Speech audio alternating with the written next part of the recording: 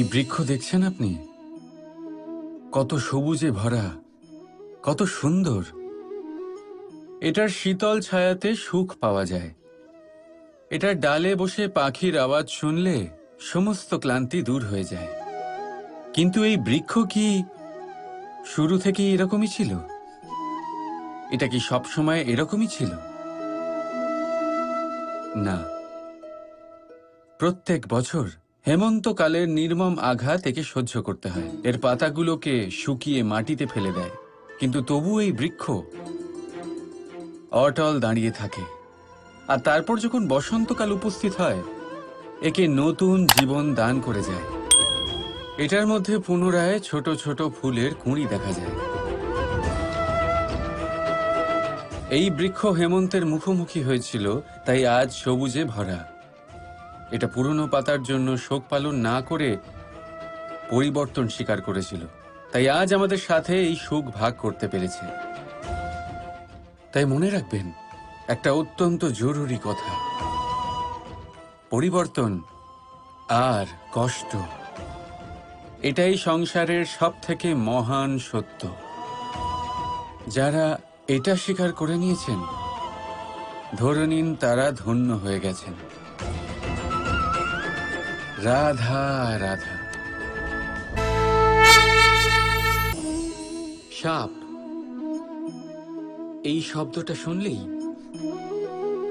মনের মধ্যে এক ধারণা তৈরি হয়। বিষে ভরা, ফোঁস আওয়াজ করা এক ভয়ানক জীব।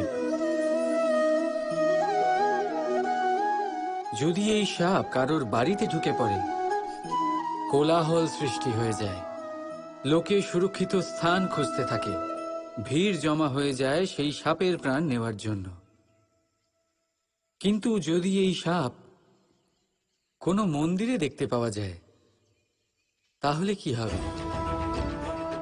লোকে সেই সাপের সামনে নিজের মাথা নত করবেন, প্রার্থনা করবেন, হাত জোড় করবেন, দুধ খাওয়াবেন, তাকে শিবের আশীর্বাদ মনে করবেন। তাহলে এই বিষয়ে আপনার মতামত কি?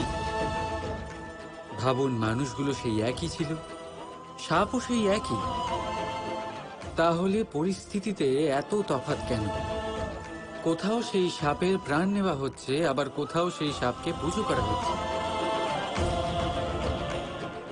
তফাতের কারণ হলো সংস্পর্শ আর স্থান। যখন সেই সাপ শিবের সংস্পর্শে ছিল, মন্দিরের পবিত্র আবহাওয়াতে ছিল, তখন সে দেবতুল্য হয়ে উঠেছিল। নয়তো সে আমাদের কাছে শত্রুই ছিল, তাই না? তাই নিজের জীবনে সংস্পর্শ আর স্থানের চয়ন খুব ভেবেচিন্তে করুন, কারণ এই সংসার আপনার ব্যক্তিত্বের আন্দাজ আপনার সংস্পর্শ থেকেই করবে। আর হ্যাঁ, এখানে বিষয় ধনী বা গরিবের নয়, এখানে বিষয় হলো সংস্কারী আর সদাচারীর সঙ্গে। সদাচারীর সঙ্গ সবসময় সম্মানের কারণ হয়। রাধা রাধা।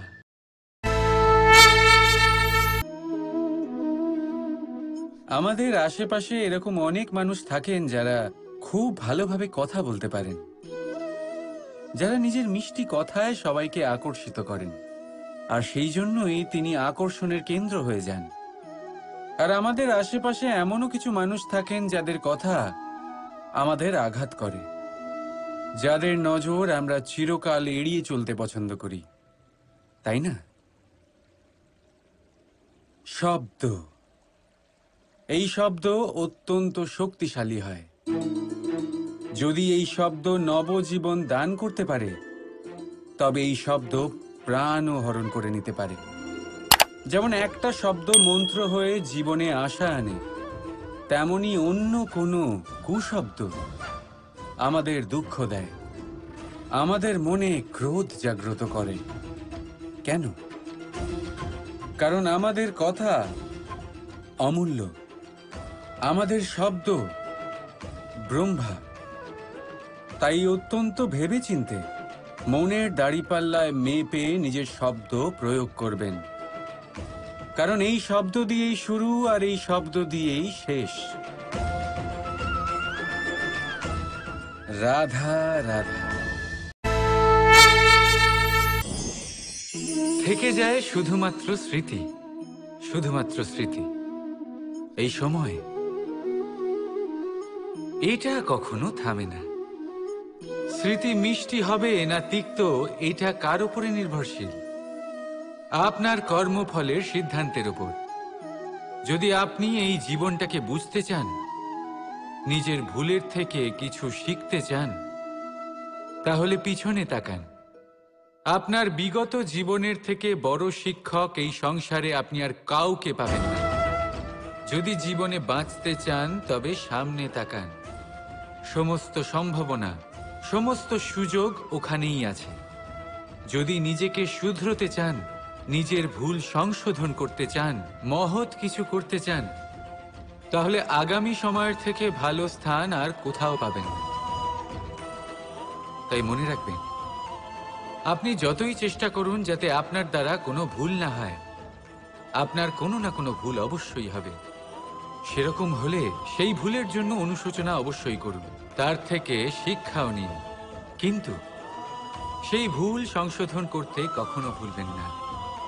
আপনার অতীতের কোনো ভুল ভবিষ্যতের একটা সুন্দর ফুলও হতে পারে। রাধা রাধা। আমরা সবাই নিজেকে স্বচ্ছ রাখতে চাই, শুদ্ধ রাখতে চাই, পবিত্র রাখতে চাই। আর দেখতে গেলে এটা হলো আমাদের কর্তব্যও বটে। এবার এটার জন্য আমরা কি না করি। যখনই আমরা সকালে উঠি, তখন উঠেই আমরা দাঁত মাজি। দিনে যখনই আমরা সময় পাই, কিছু সুগন্ধি খাদ্য খাবার চেষ্টা করি, যাতে আমাদের মুখ থেকে দুর্গন্ধ না আসে, বরং সুগন্ধ আসে। এই পা দুটো আমরা শুদ্ধ রাখার জন্য, পবিত্র রাখার জন্য যখনই আমরা বাড়ির বাইরে যাই, পাদুকা পায়ে দিয়ে যাই। আর যখন ফিরে আসি, আমরা জল দিয়ে পা ধুয়ে নিই। মনে রাখবেন, সেই ব্যক্তির মুখ হলো সব থেকে বেশি পবিত্র, যে মুখ দিয়ে ঈশ্বরের নাম নেওয়া হয়, যার বাণী হলো অত্যন্ত শুভ, যা মানুষের পথ প্রদর্শন করে, যা মানুষকে শান্তি দেয়। যদি এই হৃদয়কে আপনি পবিত্র করতে চান, তাহলে মানবতাকে বুঝতে হবে, মানুষের দুঃখগুলিকে বুঝতে হবে, তবেই এই হৃদয় পবিত্র হবে। এই পা দুটো যদি আপনি পবিত্র করতে চান, তাহলে কোনো তীর্থস্থানে যান। ওখানে হয়তো আপনি জানেনও না যে কতজন সৎপুরুষ, কতজন মহাপুরুষ এসেছেন। তাদের চরণের ধুলো সেখানে পড়েছে, যা আপনার চরণ শুদ্ধ করে তুলতে পারে।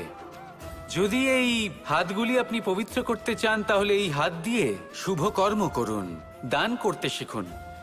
আর যদি এই আত্মা আপনি পবিত্র করতে চান, একটাই বিকল্প আছে, প্রেম, শুদ্ধ নিঃস্বার্থ প্রেম। এই প্রেম বিতরণ করতে থাকুন। আপনি শুদ্ধ থাকবেন, পবিত্র থাকবেন। আসুন আমার সাথে ভালোবেসে বলুন, রাধা রাধা। বাবার এক মিত্র ছিলেন, বড়ই দুঃখী ছিলেন, বিপদে পড়েছিলেন। কি করবেন? ব্যবসা ভালোভাবে চলছিল না, বাড়িতে শান্তি ছিল না, সমস্ত জায়গায় ক্ষতি হচ্ছিল। তাই উনি একজন জ্যোতিষীকে দেখালেন। জ্যোতিষী বললেন, আপনার যে বাড়ি আছে সেটা আপনার জন্য অশুভ, আপনার এই বাড়ি পাল্টে ফেলুন। উনি বাড়ি পাল্টে ফেললেন, তবুও ওনার সমস্যার সমাধান হলো না। তারপর একজন জ্ঞানী ব্যক্তি ওনাকে বললেন যে আপনার জামা কাপড়ের যে রং, সেটা বিপদকে আমন্ত্রণ জানাচ্ছে, এই জামা কাপড়গুলিকে পাল্টে ফেলুন।